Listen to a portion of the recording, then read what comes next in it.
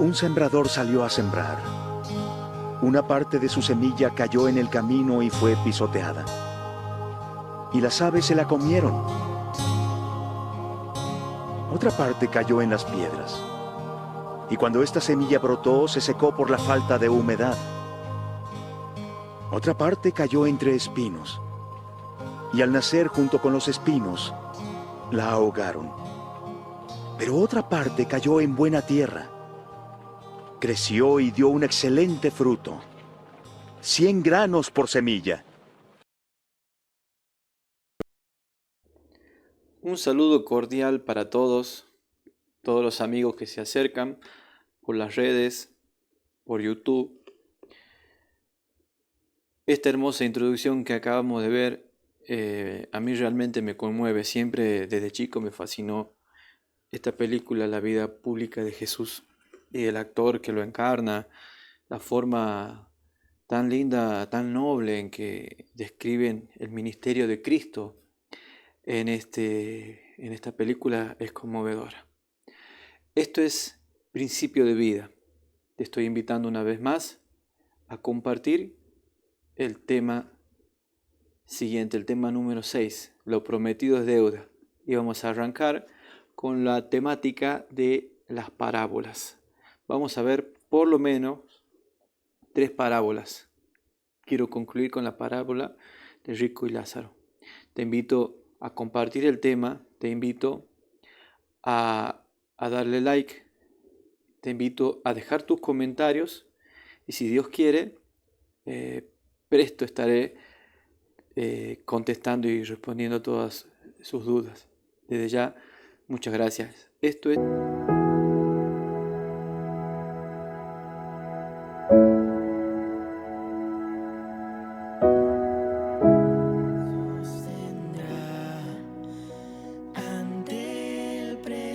Ahora, el tema que hemos propuesto hoy es la parábola del sembrador.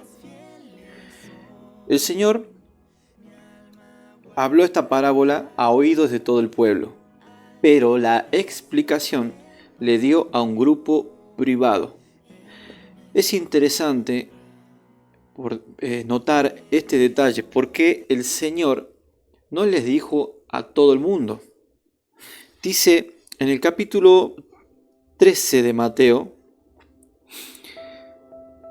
dice en el versículo 10, los discípulos le dijeron: ¿por qué les hablas por parábolas? Y él respondiendo les dijo: porque a vosotros es concedido saber los misterios del reino de los cielos, mas a ellos no es concedido. ¿Qué es esta expresión, los misterios del reino de los cielos? Es este evangelio oculto desde tiempos y edades que ahora estaba siendo manifestado y revelado por Cristo y después por sus apóstoles. Las buenas nuevas de salvación, eso quiere decir la palabra evangelio. Bueno, esta terminología de el reino de los cielos tiene que ver con dos cosas: el reino de la gracia, que es lo que podemos acceder hoy en día cuando andamos en los caminos del Señor, y el reino de la gloria, que eso va a ser cuando el Señor venga por segunda vez y nos dé ya el reino que Él tiene preparado para todos los que le aman desde antes de la fundación del mundo, que el Señor Jesús va a venir por segunda vez. Este tema lo vamos a estudiar posterior a la sesión de las parábolas. Una persona me preguntó qué versión de Biblia estaba utilizando, viendo los temas anteriores. Salió esta consulta. Bueno, la Biblia que yo uso es una Reina Valera, y no es tan usada. La Reina Valera que yo uso es un lenguaje antiguo, la 1909. De hecho, no solamente estudio con esta Biblia, también tengo otros tipos de Biblias con las cuales comparo. Tengo la Biblia católica, que es así demasiado grande, tengo una Biblia bautista, tengo una Biblia de los Testigos de Jehová y tengo una nueva versión internacional también que es manejada por muchos cristianos en el mundo. Esto nos sirve para hacer comparación. Las Biblias básicamente dicen lo mismo. Como pudieron ver en el tema 1, aquí les dejo en la descripción el tema 1 y tema 2, La única diferencia de la Biblia católica generalmente con las otras Biblias de las asociaciones interamericanas de Biblia, la Sociedad de Biblia, es que la Biblia católica tiene 7 libros que el mundo protestante los llama apócrifos o no inspirados, porque son libros que agregaron en el año 1453, si no me equivoco, 1553 o 1543 por ahí era, y le añadieron al canon bíblico 7 libros más. Como os dije, esos libros son de la tradición judía, pero no tienen sustancia. Si uno los lee, yo los leí de la Biblia católica, la tengo aquí en mis espaldas, no dice nada que contradiga o que cambie el mensaje de la Biblia que tienen los libros, los evangélicos o el mundo protestante. Es más, esos libros tienen ciertos pasajes que contradicen a todo el canon presentado antes de esa época, del 1543, en la Contrarreforma. Es decir, a ver, si tienen ciertas contradicciones, que no es el propósito de estudio de este momento, pero bueno, eso era la explicación de por qué uso esta Biblia. Tiene un lenguaje más antiguo que se adecua al original griego. Cuando hay una versión y otra versión y tenemos sinónimo de las palabras, tenemos que recurrir al original griego. Y hay muchísimas aplicaciones hoy en día que nos muestran palabra por palabra del original griego, y con eso podemos llegar a una mayor comprensión de la palabra de Dios en mayor detalle. Bien, habiendo hecho este paréntesis, queridos amigos, el Señor les habla a todo el mundo, les predica esta parábola del sembrador. Es más que interesante notar que ya habían pasado como 2 años aproximadamente del ministerio de Cristo. Después de 2 años de hablarle clarito, ahora le empezó a hablar por parábolas. Ya le empezó a hablar de manera más profunda, de manera más taxativa en sus términos, y buscando un mayor cambio de la gente. Ahora, el Señor les responde a ellos en el versículo 11: porque a vosotros es concedido saber los misterios del reino de los cielos, mas a ellos no es concedido. ¿Por qué? Porque siempre hay una multitud, pero el Señor extiende su enseñanza a todo el mundo. Pero la multitud también tiene que buscar a Dios, y el Señor busca que hoy nosotros vayamos a su encuentro. Ahora, dice en el versículo 12: porque a cualquiera que tiene se le dará y tendrá más, pero al que no tiene, aún lo que tiene le será quitado. Esto acontece cuando uno busca la sabiduría de Dios, obtiene más y más y más. Las Sagradas Escrituras es un mar de conocimiento infinito, que aún el más sabio de los sabios que estudia la Biblia no se va a la tumba sin haber comprendido completamente todas las profundidades, sin haber alcanzado las profundidades reveladas en la Escritura. Obviamente que el Señor nos enseña lo esencial para nuestra salvación, pero con esto quiero decir que este libro es eterno, porque justamente su autor es eterno. Dice que al que poco tiene, aún lo que tiene le será quitado. Es decir, que los que buscan al Señor de una manera superficial, sin compromiso, sin abnegación, sin sacrificar nada, van a tener menos. Y el diablo aprovecha la oportunidad para que esa semilla plantada sea arrebatada. Dice el versículo 14: de manera que se cumple en ellos la profecía de Isaías que dice: de oído oiréis y no entenderéis, y viendo veréis y no miraréis. Porque el corazón de este pueblo se ha engrosado, o sea que no abre, tiene un corazón duro, difícil, no quieren saber más. De los oídos de ellos oyen pesadamente, y sus ojos guiñan, para que no vean de los ojos y oigan de los oídos, y el corazón entiendan y se conviertan, y yo los sane. El Señor Jesús busca hablarte, que tú prestes tu oído, que veas con tus ojos, y el Señor quiere convertirte, quiere sanarte de la enfermedad del pecado. Esta gran falencia o flagelo que afecta al mundo entero, que es el pecado. Pecado es transgresión de la ley. Está la definición en 1 de Juan. Pecado es transgresión de la ley. El Señor busca. Ahora nos dice a nosotros, a los que buscamos a Dios día a día. Versículo 16. Más bienaventurados vuestros ojos porque ven y vuestros oídos porque oyen. Bienaventurado, dichoso, porque tú que estás frente a este tema, tienes la oportunidad de escuchar la palabra de Dios. No importa de la religión que sea, no importa si sos bautista, evangélico, si sos católico, si sos adventista, estás escuchando la palabra de Dios.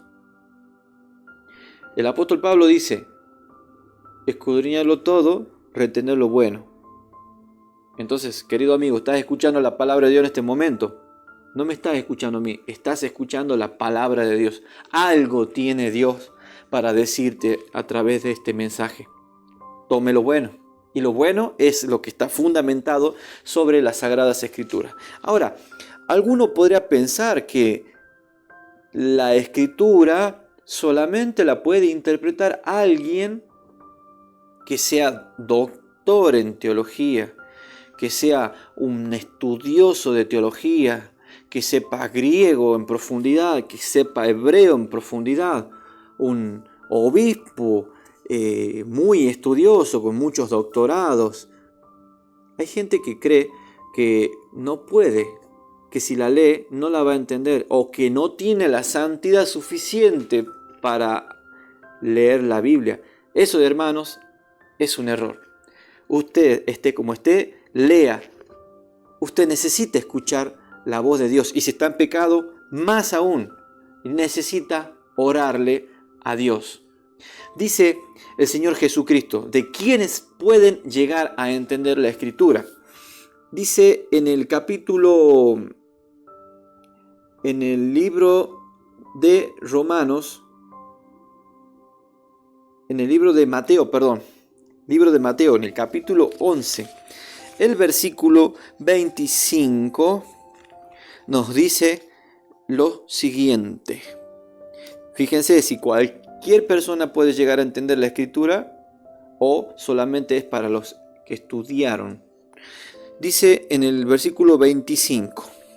En aquel tiempo respondiendo Jesús dijo, te alabo, Padre, Señor del cielo y de la tierra, que hayas escondido estas cosas de los sabios y de los entendidos, y las has revelado a los niños. Así, Padre, pues que así agradó en sus ojos.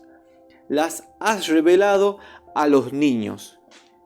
Usted y yo podemos ser niños, con la inocencia de un niño, con la simpleza de un niño, esperando la enseñanza de Dios a través de su santa palabra. Ahora, en esta parábola vamos a ver algo especial, que el Señor dijo y Él mismo fue el que interpretó. Fíjense, acá nos está mostrando la Escritura que uno puede llegar al entendimiento de este pasaje en particular porque la explicación está ahí. Ahora, en otros pasajes también tenemos una visión o una profecía y automáticamente está la explicación. O tenemos una profecía en Apocalipsis y las explicaciones están en otros libros de la Biblia. ¿Qué quiero decir con esto, querido amigo? La Biblia se interpreta a sí misma. Esa es la regla de la interpretación de la Escritura. Como les comparto acá, le dejo en el enlace, como vimos en los primeros temas, la regla de oro es la comparación de texto, el texto en su contexto. La Biblia se explica a sí misma, los pasajes difíciles son explicados por pasajes más simples y recurrir al original. Y la Escritura se entiende a la luz de los acontecimientos que hoy ya son historia. Querido amigo, te invito a leer la palabra de Dios. Dice en la explicación del Señor Jesús, en el capítulo 13 de Mateo, el versículo 17, el Señor nos explica lo siguiente. Vimos que hay una persona sembrando. Vimos que la misma semilla es dada a distintas partes, pero lo que cambia es la tierra. El que siembra es el Señor Jesús. La semilla es el mensaje de salvación. Ahora, los caminos, los distintos tipos de tierra representados en la parábola, te está representando a ti. ¿Qué tipo de camino, qué tipo de tierra, qué tipo de piedras o qué espinas hay en tu corazón? Y pueden dejar estéril el mensaje.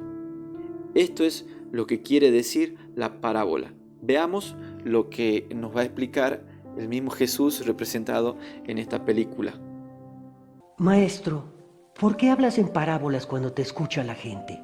A ustedes Dios les dio a conocer los secretos de su reino, pero a los otros les habló en parábolas para que viendo no vean y por más que oigan no entiendan.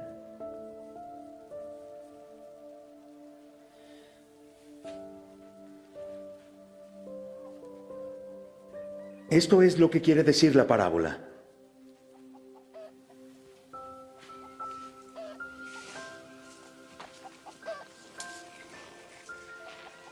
La semilla es el mensaje de Dios. La parte que cayó por el camino representa a los que oyen el mensaje, pero entonces viene el diablo y se los quita del corazón para que no crean y no se salven. La que cayó entre las piedras representa a los que oyen el mensaje y lo reciben con gusto, pero no tienen raíz. Creen por algún tiempo, pero a la hora de la prueba, ellos fallan. La semilla que cayó entre espinos representa a los que escuchan, pero las preocupaciones, las riquezas y los placeres poco a poco los ahogan, de modo que no dan fruto. La semilla que cayó en buena tierra representa a las personas que con buen corazón escuchan y obedecen el mensaje y permaneciendo firmes dan fruto. Bien, queridos, yo no quiero repetir lo que ustedes escuchan generalmente de esta parábola, de este pasaje bíblico. Quiero abordar desde otra perspectiva esta parábola y las otras parábolas que vamos a ver. Aquí la homilía la hizo el Señor Jesucristo. Él es el que explicó lo que antes dijo. Él dio la gran homilía de este tema, ¿no? Pero vamos a verlo desde otra perspectiva. Cuando usted comienza a adentrarse en la palabra de Dios, va primero y recorre las parábolas. Pero yo lo invito más adelante, en los temas posteriores, que vamos a abordar temas proféticos del libro de Daniel y del libro de Apocalipsis. Ahora, cuando usted estudia la profecía, toma un conocimiento mucho más profundo de las cosas espirituales. Y cuando uno tiene ya las profecías en la cabeza y vuelve a releer las parábolas, se da con que las parábolas no eran tan simples como parecían. Tienen detalles, tienen cosas maravillosas, y la buena noticia que tengo para darles a ustedes es que las parábolas son proféticas. Más allá de que tengan una enseñanza para estar en la gracia del Señor, para estar adentro de ese reino de los cielos, las parábolas tienen profecías, algunas más evidentes o otras más ocultas que hay que desgranarlo. Pero la profecía más grande sobre las parábolas es que, básicamente, que si usted hace lo que el Señor le quiere enseñar en la parábola, su resultado va a ser positivo, va a ser de salvación. Y básicamente, si usted no hace o desobedece lo que el Señor está aconsejándonos, sugiriéndonos, ordenándonos en las parábolas, le va a ir mal. En esta vida le va a ir mal y no va a tener participación en la otra vida. Las parábolas son proféticas. Ahora, antes de abordar el significado de esta parábola, quiero aclarar algo. Tenemos una doble lección. La parábola del sembrador nos está enseñando a quienes enseñamos, a quienes damos estudio bíblico, qué tenemos que hacer en el corazón de las personas, de ese ser que está sentado escuchando con ansias la palabra de Dios. Nosotros tenemos que remover la dureza del corazón, tenemos que trabajar para sacar las piedras del corazón, para sacar las espinas del corazón, para que esa palabra sea fructífera. Ese es el trabajo. Tenemos un doble trabajo. Ahora, el estudiante lo ve desde la perspectiva diferente, como lo vamos a ver ahora. Vamos al primer ejemplo. La persona que recibe la semilla, que representa a la persona, ¿cómo podría decirlo de una manera más clara? La tierra junto al camino representa a las personas, como dice el Señor, que reciben la parábola, que reciben la palabra en el versículo 19, que oyen la palabra y no la entienden. O sea, usted escucha algo, pero con muy poca disposición a ahondar o no tiene deseos y queda ahí como algo muy lindo. Eso no termina bien. Dice que viene el malo y arrebata lo que fue sembrado en su corazón. Este es el que fue sembrado junto al camino. O sea, el Señor le da la misma oportunidad a todo, la palabra de salvación. Pero allá nos decía que vienen las águilas o vienen las aves y se comen. En la Biblia ese símbolo es de mensajeros. El Señor puede mandarte un mensaje de transformación, un mensaje genuino. Pero Satanás también va a utilizar el mensaje torcido o un mensaje con falsas enseñanzas para que esa semilla no sea asimilada, para que no dé fruto. Yo te aconsejo, querido, haz una oración cada vez que estudie la Biblia. Cuando escuches este tema, haz una oración y pregúntale: Señor, ¿qué me quieres decir? Ábreme el corazón, ábreme el oído, muéstrame, como hicieron los apóstoles, nos están enseñando como un ejemplo.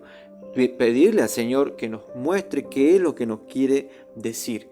Hoy en día, el cristianismo está pasando una etapa de descenso bastante abrupto en el mundo. Y esto se debe mucho a que el avance tecnológico ha despertado a otros tipos de tendencias y ha diversificado la atención de las generaciones actuales hacia otras cosas, cualquier cosa menos las cosas de Dios. Pero en el común de la gente en la calle, las personas ya tienen endurecido el corazón. No quieren saber nada de ningún cristiano, porque todos creen que son hipócritas, que son falsos. Y en muchas maneras ha habido muchos malos ejemplos, pero no se deje engañar. Las personas que brillan son las que menos se las conoce. Yo he conocido cristianos fabulosos, personas que son dignas de respetar con las obras de bien, con las obras de evangelio, de evangelizando que hicieron. Gente que atiende a niños, que atienden a enfermos, que atienden a ancianos. Hay gente buena todavía en el mundo. Pero las personas antes eran más receptivas. Usted salía con una Biblia hace 50 años atrás y una persona se cautivaba solamente por el hecho de verte con una Biblia y que le hables acerca del Señor. Hoy en día las personas tienen el corazón endurecido porque te golpea la puerta un testigo de Jehová que vienen a cada rato, te golpea la puerta un mormón y ya viene otro con un evangelio raro, con revolcarse en el piso, con hablar en lengua, y ya viene un adventista, ya viene un católico que con la procesión. La gente tiene el corazón endurecido. Pero si tú estás escuchando este mensaje, es que el Señor está hablándote al corazón y te está diciendo: yo estoy a la puerta y llamo. Está a la puerta de tu corazón. No permitas que el mensaje sea arrebatado por Satanás. Es el trabajo de las personas que enseñan la Escritura de reblandecer el corazón del oyente. Ahora, el caso número 2. El que fue sembrado en pedregales. ¿Qué nos había dicho el Señor? El que fue sembrado en pedregales, donde no tenía mucha tierra, que nació luego, pero como no tenía profundidad, entre las piedras siempre hay polvo, hay tierra, y por ahí se junta el agua. Pero cuando sale el sol, la piedra se calienta, el agua se seca, y la planta que tiene su raíz tocando con la piedra caliente se termina marchitando. ¿Qué querrá decir este símbolo? En el versículo 6 nos decía que se calentaba el sol, se quema y se seca porque no tiene raíz. Esa raíz en lugares llenos de piedra no puede encontrar de dónde sujetarse, de dónde afirmarse bien. El Señor Jesús en su homilía nos interpreta esto. El que fue sembrado junto en pedregales, este es el que oye la palabra y luego la recibe con gozo. ¿Cuántas personas hay que dicen gloria, amén, aleluya? Y ya quieren tirar todo por la ventana y hacer todo lo que Dios le diga. Pero entran solamente por las emociones. No entran por una convicción genuina. Las personas que rápidamente se entregan a algo, rápidamente también se salen. Generalmente cuando uno estudia la Biblia, cuando uno enseña la Biblia a alguien, el más preguntón, el que más te cuestiona, ese es el que va en serio. El que dice a todo, sí.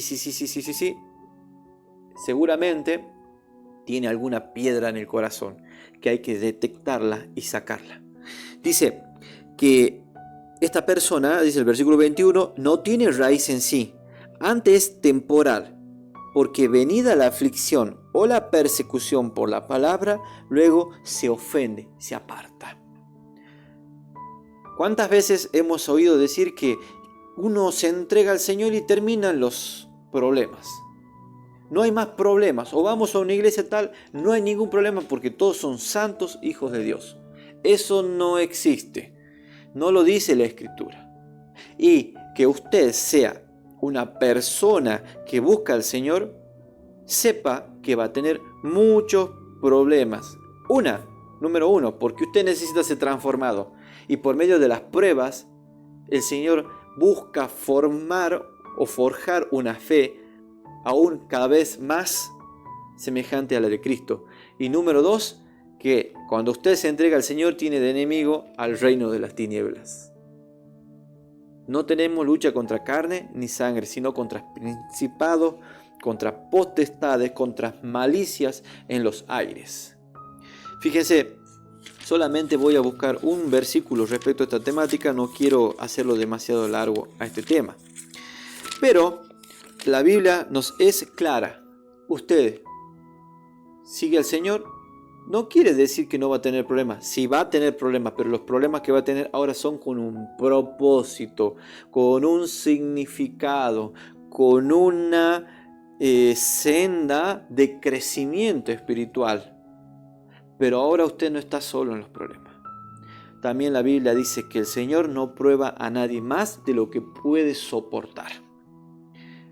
Entonces debemos confiar en el Señor, confiar en su sabiduría. Dice en el capítulo 14 de Hechos, el versículo 22, dice, confirmando los ánimos de los discípulos, de esos que se están desanimando, que tienen problema y creían que ya nunca más iban a tener problema porque ahora invocaban el nombre de Jesús.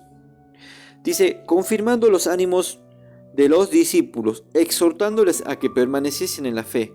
Y es que con estas palabras, que es necesario que por muchas tribulaciones entremos en el reino de Dios. Es necesario que por muchas tribulaciones entremos en el reino de Dios. Entonces ya vamos viendo. El camino junto a la piedra representa al que escucha la palabra, no le interesa y no la entiende. El número 2 es que recibe la palabra con gozo, pero no tiene fruto, no tiene raíz, no tiene fundamento. El Señor Jesús dijo, el que escucha mi palabra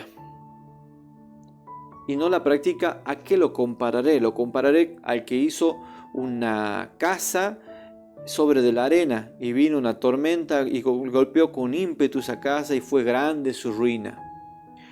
Ahora, al que oye mi palabra y la hace, ¿a qué la compararé? compararé al que hizo su casa sobre la roca. Según las Sagradas Escrituras, la roca es Cristo. Que hizo su casa sobre la roca. Vino la tormenta y tocó con ímpetu, pero esa casa no se derrumba, porque ahora usted está fundamentado sobre Cristo Jesús. Entonces, eche mano a la salvación, eche mano a la fe. No se aparte del Señor. Saque las piedras de la duda. Saque las piedras del corazón de la media entrega. El doble ánimo es malísimo, hermano. Es malísimo. Hoy estoy bien, mañana estoy mal. Hoy quiero hacer todo, mañana no quiero hacer nada. Decídase por el Señor. En los caminos del Señor no hay a medias, no hay grises. Es blanco o es negro.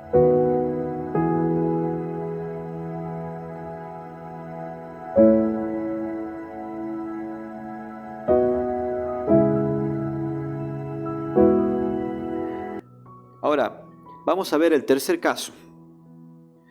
Dice el versículo 22. Mateo 13, el versículo 22. El que fue sembrado en espinas, este es el que oye la palabra. Pero el afán de este siglo y el engaño de las riquezas ahogan la palabra y se hace infructuosa. Qué interesante. Cuando usted estudie la palabra, las espinas se van a hacer más evidentes. ¿Por qué? Porque ahora usted ve lo que realmente no estaba bien, lo que no era de bien en mi vida. Los vicios, el alcoholismo, el tabaquismo, las drogas, la prostitución, tanto el que anda como el que trabaja, el ver pornografía, la vida del apostador, la vida del estafador, todas esas vidas que tienen, todas esas cosas que tienen un momento de gozo, después tienen mucho de sufrimiento y padecimiento. Entonces, la persona que quiere hacer la voluntad de Dios tiene que renunciar a todo aquello que lo aparte de Dios, porque si no, no va a tener fruto. Tiene que sacarse la espina de la tentación, sacarse la espina de todo lo que pongamos delante del Señor. Aquí habla de las riquezas, el afán de este mundo, de este consumismo, que hoy necesito un auto y trabajo solamente para el auto, no hago ni obras de bien, no estudio la Biblia, no tengo tiempo ni para la familia, menos que voy a ir a una iglesia y vivo detrás del auto. Una vez que usted tiene el auto, quiere otro auto más porque ya lo chocó, está rayado y vive en esa vorágine de consumismo, que ya quiere una moto, que ya quiere una zapatilla la más nueva, la casa más grande, o 2 casas, o 3 casas. Esa vorágine, dice el apóstol Pablo, que la raíz de todos los males que vemos en el mundo, toda la guerra, el sufrimiento, el dolor, los secuestros, la trata de blancas, todo tiene raíz en el amor al dinero, dice, porque es el principio de todos los males. Principio de todos los males. Debemos sacarnos el amor al dinero. El Señor Jesús dijo: haced tesoros donde el hollín no corroe ni la polilla carcome. ¿A dónde hay que hacer tesoro? En otro lado dice: donde esté vuestro corazón, allí estará también vuestro tesoro. ¿A dónde está mi corazón? ¿En las riquezas? ¿A dónde está mi corazón? ¿En una persona que yo amo? ¿A dónde está mi corazón? Mi corazón debe estar en el cielo, con el Señor Jesucristo. Buscad primeramente el reino de Dios y el reino de Dios, y todas las demás cosas vendrán por añadidura. Esa es una promesa. Saquemos las espinas del corazón. En el libro de Filipenses nos dice algo más respecto a este punto, del amor a los vicios y el amor a las riquezas. Dice en Filipenses capítulo 3, el versículo 19. Dice: cuyo fin será perdición, cuyo Dios es el vientre. Pará. No necesariamente usted tiene que tener una estatua de un dios pagano para ser idólatra. No, acá dice cuyo Dios es el vientre. El vientre es acá donde nosotros sentimos todo el deseo, donde sentimos las emociones, donde buscamos complacer todos nuestros deseos. Y ahí si son pecaminosos, dice, cuyo fin será perdición, cuyo Dios es el vientre, y su gloria es confusión, que siente lo terrenal. Solamente, que dice en otra versión, que piensan lo terrenal. Un Dios ajeno es todo aquello que usted ponga antes que Dios. Un Dios ajeno puede ser la noche, un Dios ajeno puede ser el fútbol. No tendría que ser así, no estoy prohibiendo, sino que estoy diciendo que lo que usted ponga como más importantes y sacrificando a Dios de lado, eso es un Dios ajeno. Un Dios ajeno es quizás una casa, quizás es una pareja.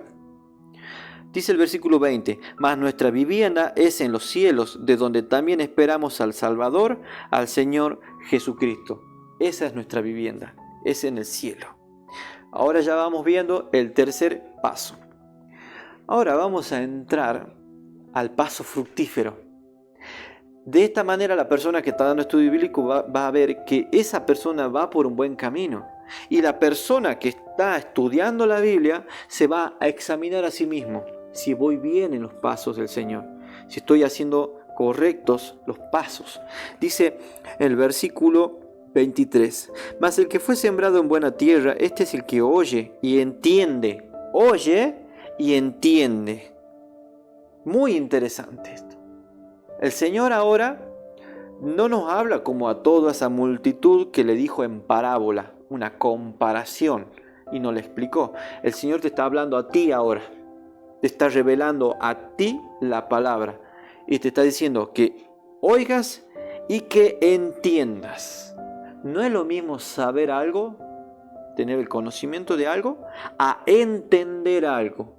Cuando uno llega a entender es cuando lo vivencia y lo obra de tal manera que corresponde a lo que uno pensaba. Yo no sabía lo que era quemarme hasta que me quemé el brazo con agua hervida y la panza, por ejemplo. No sabía lo que era quemarme. Ahora entiendo lo que es quemarse. Ahora, oír es escuchar la voz de Dios por medio de su palabra. Por ahí viene la fe, por oír la palabra de Dios. Pero ahora, entender es obrar de una manera coherente. Dice, el que fue sembrado en buena tierra es el que oye y entiende la palabra, y el que lleva fruto, y lleva a uno a 100 y otro a 60 y otro a 30. Querido amigo, el Señor te está diciendo que si usted estudia la Escritura como la Escritura enseña que se debe estudiar, usted puede entender la palabra sin necesidad de que nadie le explique. No está la palabra diseñada para los doctores en teología, sino para el simple, sino para el ignorante, para lo vil, para lo necio. Y si no me cree, vamos a hacer este recorrido en las Sagradas Escrituras. Dice en el libro de Segunda de Corintios,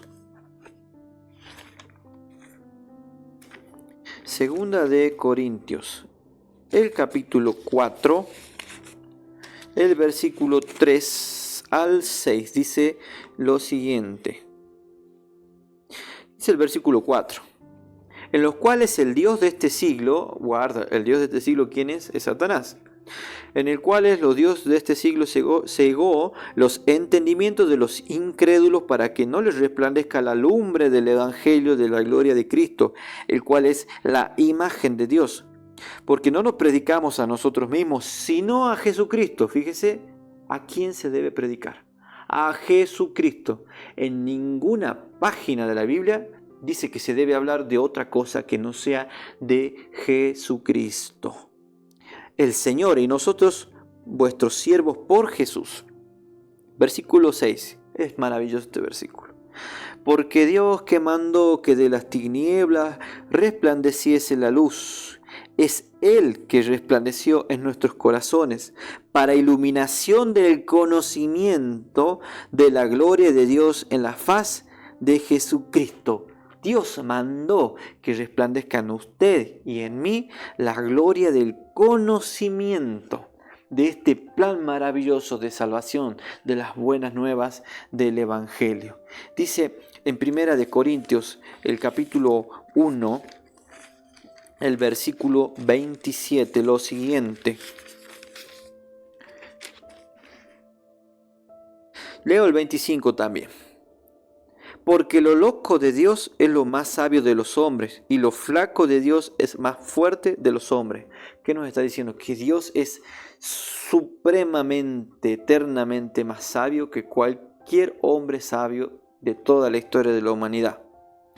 Ahora, dice el versículo 27. Y ese Dios sabio, por algo hizo esto. No mandó a que nos prediquen los ángeles santos que no pecan. Mandó a que predique personas semejantes a nosotros, que tienen las tendencias iguales que nosotros, pero que están en la lucha. Pecan, se arrepienten, piden perdón, la luchan. Pecan, se arrepienten, piden perdón, siguen la lucha. Eso se llama carrera de la santificación. El Señor no mandó ángeles. Miren a quienes mandó a predicar y a quienes escogió el Señor. Ante lo necio del mundo escogió Dios para avergonzar a los sabios, y a lo flaco del mundo escogió Dios para avergonzar a lo fuerte. El 28. Y lo vil del mundo y lo menospreciado escogió Dios, y lo que no es, para deshacer lo que es, para que ninguna carne se jacte en su presencia. Mire qué quiere hacer el Señor con usted y conmigo hoy. Abra sus ojos. Escuche lo que el Espíritu le está diciendo a sus oídos. Esto quiere el Señor que logremos en nuestra vida. El versículo 30. Mas de Él sois vosotros en Cristo somos esto. En Cristo Jesús, el cual nos ha sido hecho por Dios. Miren que somos por Dios. Sabiduría, justificación, santificación y redención. Eso busca el Señor. Ser en nosotros, lograr en nosotros sabiduría, justificación, santificación, redención. Y nos ofrece a cada uno de los que estamos hoy aquí escuchando este tema. ¿Cómo termina la historia del que fue sembrado en tierra fuerte, en tierra buena? La historia termina en que produjo fruto. Ahora usted va a aprender a distinguir un hijo de Dios genuino del que aparenta ser un hijo de Dios genuino, que tiene fruto. El hijo de Dios tiene fruto. La cizaña no tiene apariencia de fruto. Dice el versículo 23, el que fue sembrado en buena tierra es el que oye y entiende y lleva fruto, y lleva a uno a 100 y otro a 60 y otro a 30. Queridos amigos, una vez me dijo un evangélico, Jesús no es sustantivo, Jesús es verbo, Jesús es acción, no es quietud. El Hijo de Dios no puede estar quieto, o predicando o haciendo el bien. ¿Quieren saber cuál es el evangelio que busca el Señor que hagamos? El evangelio genuino es el que hace el bien. Seas católico, seas evangélico, seas mormón, seas adventista, seas testigo de Jehová. Ahora, que el Señor te guíe por el camino de la verdad es otra cosa. Porque Él ve que es el bien para ti guiarte por la verdad completa. O si el Señor ve que lo mejor para ti era guiarte por una verdad parcial, Él sabe por qué lo hizo. Pero hay de aquel que no viva a la altura del Evangelio, a la altura de la santidad de Dios. Esto es simple, hermano. En los caminos del Señor, lo fácil de entender, lo más sencillito de entender, es lo más difícil para nosotros, para realizarlo, porque somos carne pecaminosa. ¿Quieres saber cuál es el corazón del Evangelio? El Sermón del Monte. Lea. Ahí no necesita ni a mí, no necesita ni un cura, ni un pastor, ni a nadie. Haga una oración, lea el Sermón del Monte. Haga lo que dice el Sermón del Monte y usted se va a salvar. Mateo capítulo 5, 6 y 7. Ahí está escrito.